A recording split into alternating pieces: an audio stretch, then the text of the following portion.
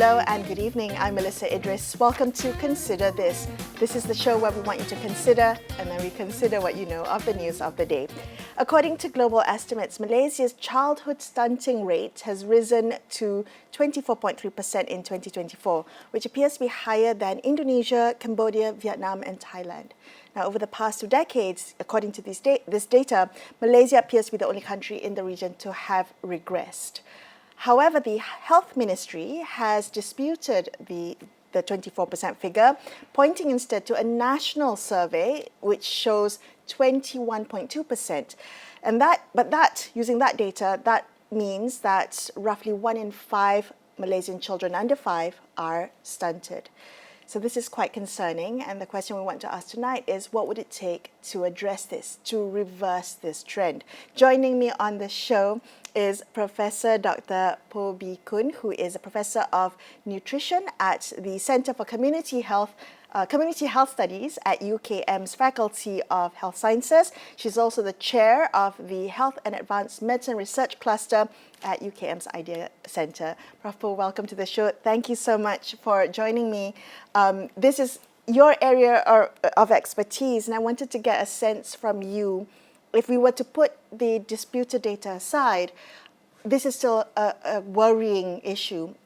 How do you see the problem of stunting in Malaysia? Is it a critical public health concern? Definitely.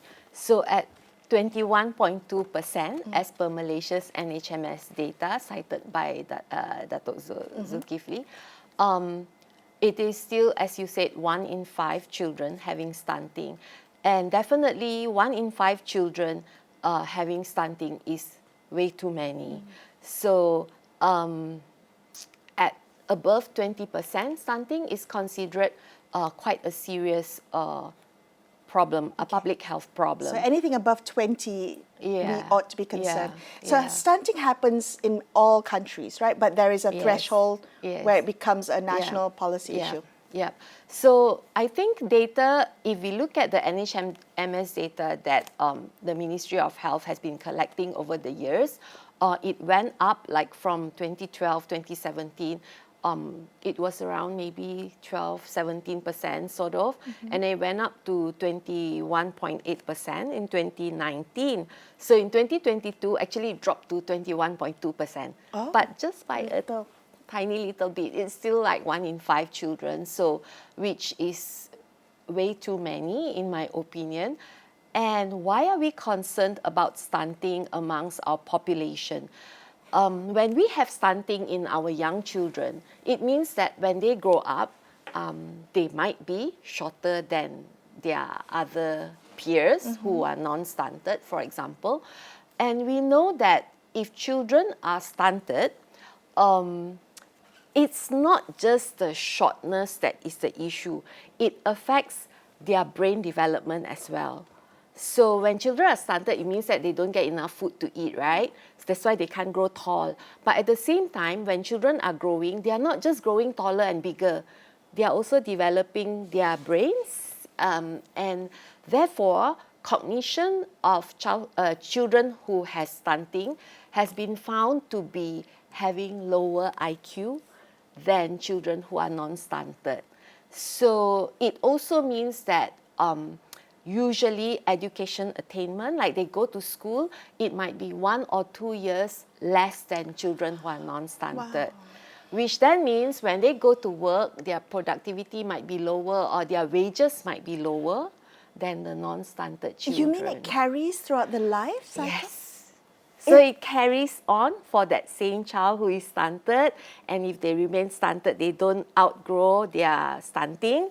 So it affects their brain development, it affects their cognition, their education, their income, their health in the future, because children who are malnourished, not just stunted, but also maybe wasted and so on when they are young, or even if they are obese, so not normal weight, but either under or over or too short, malnourished basically. When they grow up to be adults like us, usually their risk of having non-communicable chronic diseases are higher.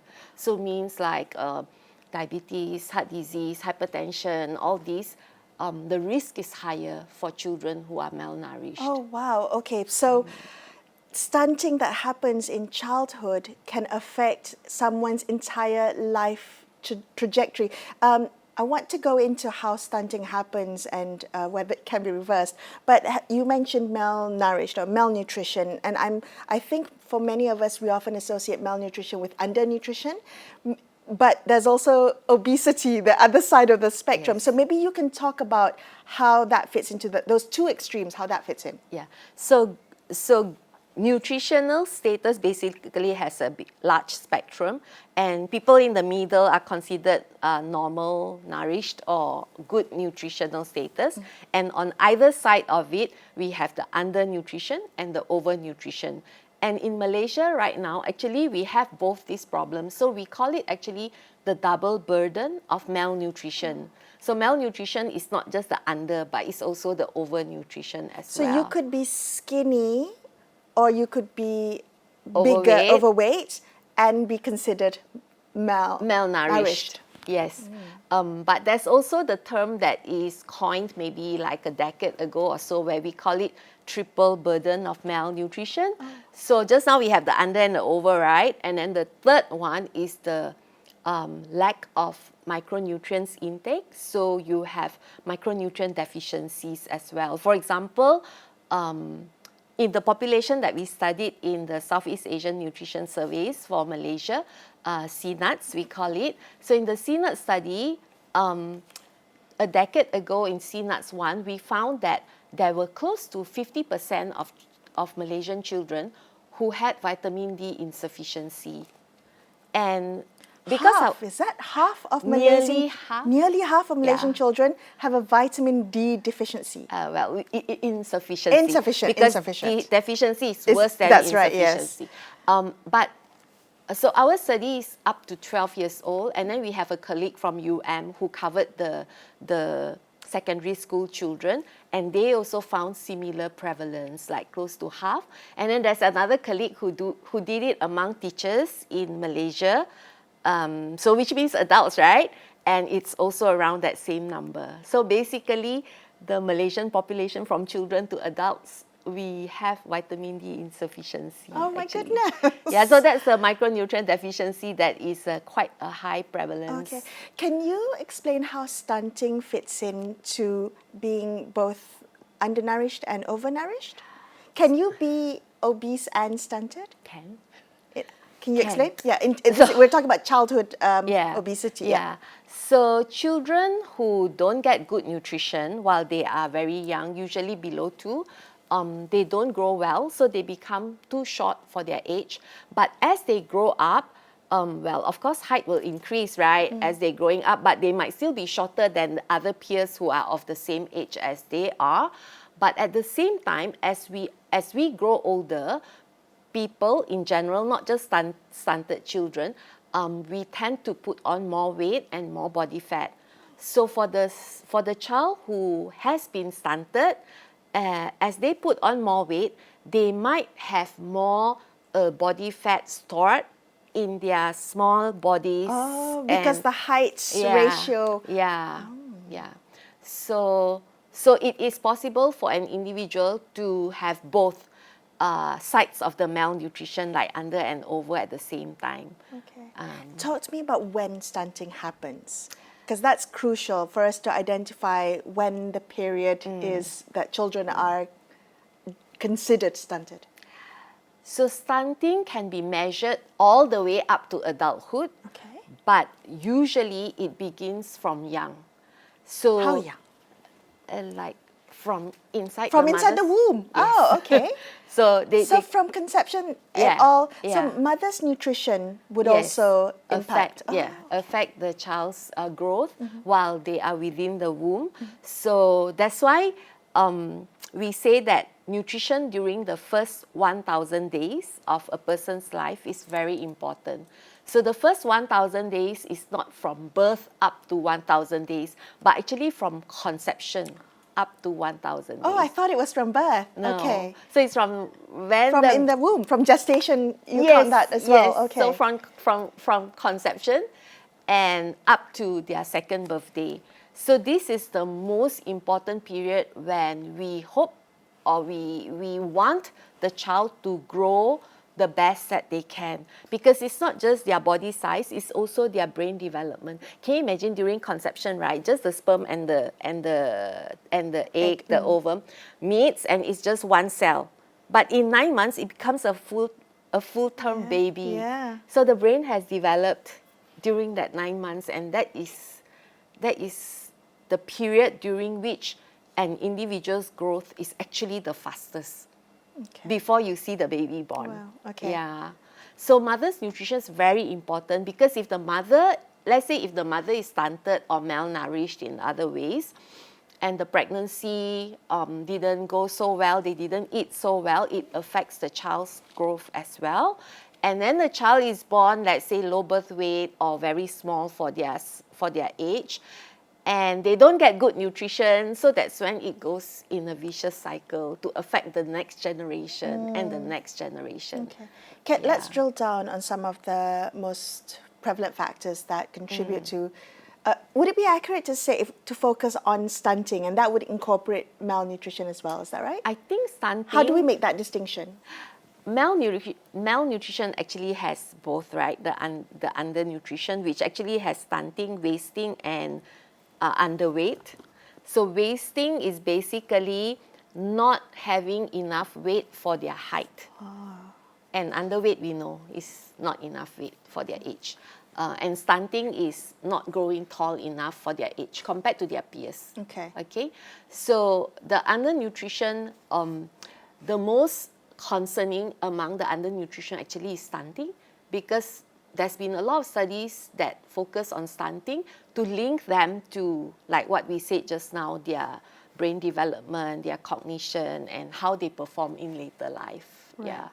Yeah. Okay, so talk to me about the factors. So there are many factors that can influence stunting or malnutrition in general. I think one of the most important points is how good is the nutrition that they get, which means that it's the food that we eat, right?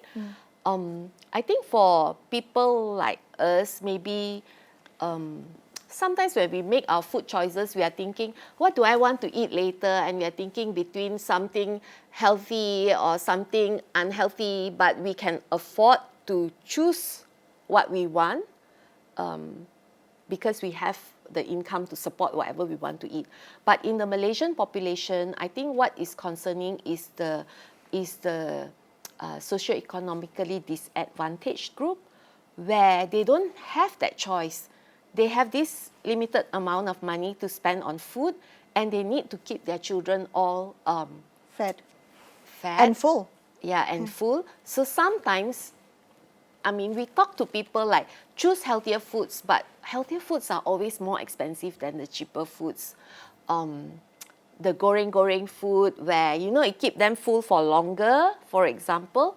So actually, recently, in fact, yesterday, we had a workshop with food retailers and food marketing people to ask them if they can support us in our endeavor to make our food environment healthier. Food environment healthier. Tell me more. So all of them were like, yes, we are all in to make the food environment healthier, but it's a step-by-step thing. I mean, that was just a workshop. What would a healthy food environment So look for like? example, if you go to the supermarket and you want to choose foods, right? What are the foods that are placed in the eye level? Are they healthy foods, or are they less healthier choices that are there? So that is in the supermarket, but something simple like when I come in today, you have water for me, and this is plain water. So it's a healthy choice.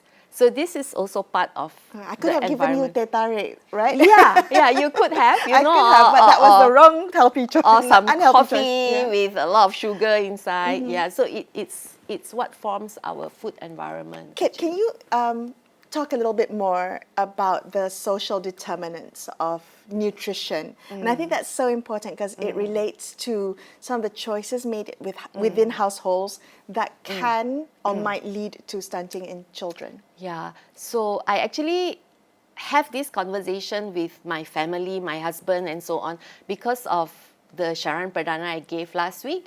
And I asked him, what do you think actually is the cause of all this? I mean, we talk broadly, generally, there are so many factors that are listed. But to look at our community, especially like the B40s community, I said, don't you think that the poor are getting poorer, but frankly, our income might not have reduced, but our food are becoming more expensive with inflation and so on. So if we go to the grocery store where we were able to buy a certain amount of food for, let's say, 100 ringgit, now you might be getting less. Or you might be choosing the cheaper food stuff to less quality, nutritious food for that 100 ringgit that you have. Yeah. So even like Malaysia, a lot of people eat out. I mean, especially in Klang Valley. Because many people are also time poor. So not just financially poor, but time poor in terms of working multiple jobs, no time to cook fresh food at home, right? Exactly. So we depend on hawker centers, maybe the food trucks and so on. And the choices that we have. So for example, if you buy a nasi lemak 5 years ago and today, the price might have gone up, but maybe a little bit. But if you look at the content of the ingredients that you get, maybe the timun had 3 slices, now it's 1 slice or even 0. So the nutrition value of the food that we buy are changing because vendors cannot afford to increase the price of food too much because our income has not gone up that much. But they have to make do, and therefore they need to reduce the nutrition of the food that they are selling. Right. So I think that is something that Malaysia has to think, and from my perspective, I always think, I think we need to do something with our economy. But then I'm not an economist, so I have no idea what should be done in terms of economy. Right. But in terms of nutrition, we need to make sure that our families understand what is good for them and for their children. In fact, when we all go to school, we actually learn about food pyramid, we learn about healthy food plate, but are we able to apply it in our lives? In fact, when we looked at the NHMS data where Datuk Zul cited 21.2%, or before that 21.8%, Putrajaya was one of the places that had the highest prevalence of malnutrition. Putrajaya? Yes. Wow. But we know that Putrajaya is where all the government servants are living there, and some of them are high-ranking people. So why is it that their children are not growing well? They are, quite a large percentage are malnourished. So we suspect that it could be because they are working very hard. So the care of their children are not by the parents themselves, but they have maybe maids in the house or other caregivers who might not understand what is good nutrition that well. That's fascinating. Okay, so if we were to think about how to intervene in childhood stunting, I'm thinking schools would be the best place to do this. Talk to me about how we can think about nutrition-assisted programs in schools. So just now we talked about school where teachers teach pendidikan jasmani dan kesihatan. So they actually teach children what is healthy nutrition, how to eat healthy. It's just whether can it be applied in real life or not, which is a concern, right? But also, school is where like 99.9% of our children go to, except that when they go to school, they might be 7 years old. Now they're saying 6 years old. Okay, but they also go to preschool, which might start from 4 or 5 years old. So that is where we can actually tackle the problems of malnutrition early by providing food, which actually Ministry of Education already doing. So we have rancangan makanan tambahan for the children from the poorer socioeconomic Is it groups. too late to address childhood stunting in schools already? So Can it be reversed? So one of the studies that we did is like a systematic review of papers around the world that has been conducted related to malnutrition actually. We found that if you try to intervene up to the age of 8, it might be possible to reverse the consequences of malnutrition like brain development and so on. But some studies actually say it's much earlier. So like before 2 years old, because our brain actually grows and develops up to 2 years old, and after that, the brain size actually is almost so up to 2 years old, and up to 12, the brain size increased by just a little bit more. But that doesn't mean that cognition doesn't develop anymore, because our neurotransmitter systems in the brain is connecting more and more as we grow older. That's why we see that if children are in their adolescent years, 13, 14, 15, they are more so-called clever than they were when they were 2 or 3 years old. It's not because their brain size is fixed, therefore they cannot develop anymore. All the brain activities are still developing. It's the cognitive capacity of it.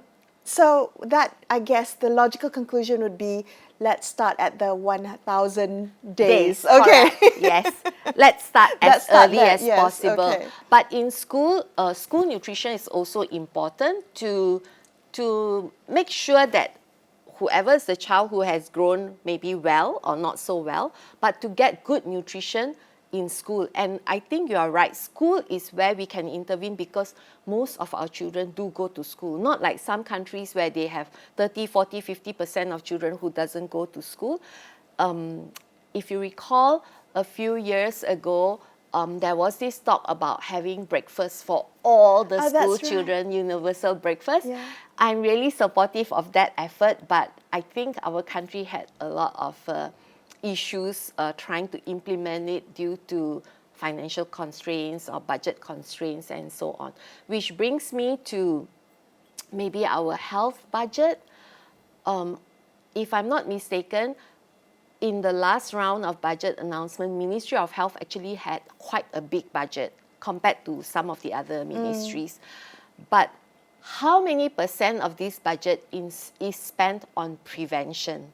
So I've spoken with the nutritionist who works in Ministry of Health, and they said that this year, their budget for preventive efforts is bigger than the previous year, which is good. But if we compare with the budget for hospitals, treatments, treating people who are already sick, that is way, way bigger than... We need to shift that focus from treatment to prevention. So earlier, Prof. Paul, you said that you want to fix the economy, but you're not an economist. Yeah, you need to get an economist. But you are an expert in child and adolescent nutrition. So this is where I want to ask you what you would like to see policymakers prioritize if we really want to address this and hopefully see a regression back to an under 20% level. What would you like them to focus on? So you know that I think it was in year 2021 or so, Malaysia actually announced a national strategic plan to combat the double burden of malnutrition amongst children.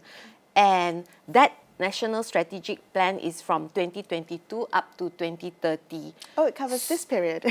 So in this national strategic plan, I think that the Ministry of Health, along with their other partners, because this committee is chaired by our Deputy Prime Minister, not the Ministry of Health. So it's much higher. So you can see that our government is giving a lot of focus on the issue of double burden of malnutrition amongst children.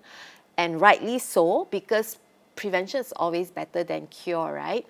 But the implementation of this, can it really work? And if it does really work, what the strategic plan aims to do is to reduce stunting down to 14.2% by 2030.